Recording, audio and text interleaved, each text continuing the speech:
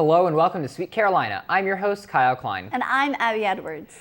Today we'll be bringing you some tips and tricks for how to beat the ever-changing weather here in Greenville. But first, here's Abby with this week's top news tweets.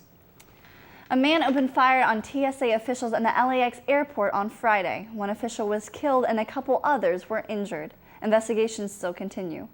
The movie rental chain Blockbuster announced yesterday that it will be closing its few remaining stores for good.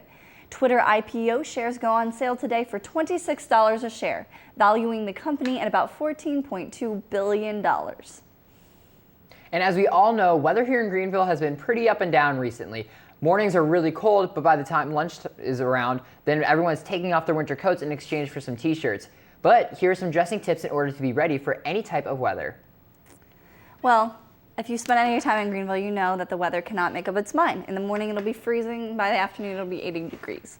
But there is a key that you can dress in the morning and be ready for the day no matter what kind of weather comes at you. And I think the key to that is layers. Yeah, I've actually had a lot of people already talk to me about wearing layers to keep warm. What you do is you keep like an undershirt or like a base shirt underneath what you're normally wearing.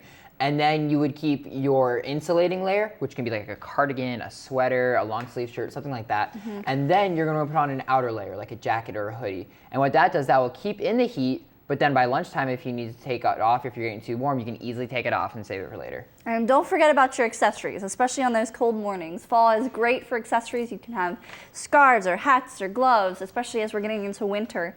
And if you get hot by the end of the day, you can take those things off and store them in your book bag. But accessories are key to staying warm in Greenville during fall and winter. Sounds like an easy plan to follow. Right. Well, the changing weather not only makes us adjust how we dress, but also how we exercise. Not everyone wants to go running outside when the weather gets cold, but there are plenty of things to do inside that are almost just as effective. Here's Abby with one example of what you can do here in Greenville for some indoor exercise. There's a new feature in Greenville that is designed to help you reach new heights. Gravitopia, it's a utopia of no gravity, where you're jumping on trampolines, you're flying through the air. Gravitopia. We opened about a month ago, on September 28th actually, and so we've been open about a month, been going, and it's steadily increasing. Business is going good, and people are finding the park and having a blast.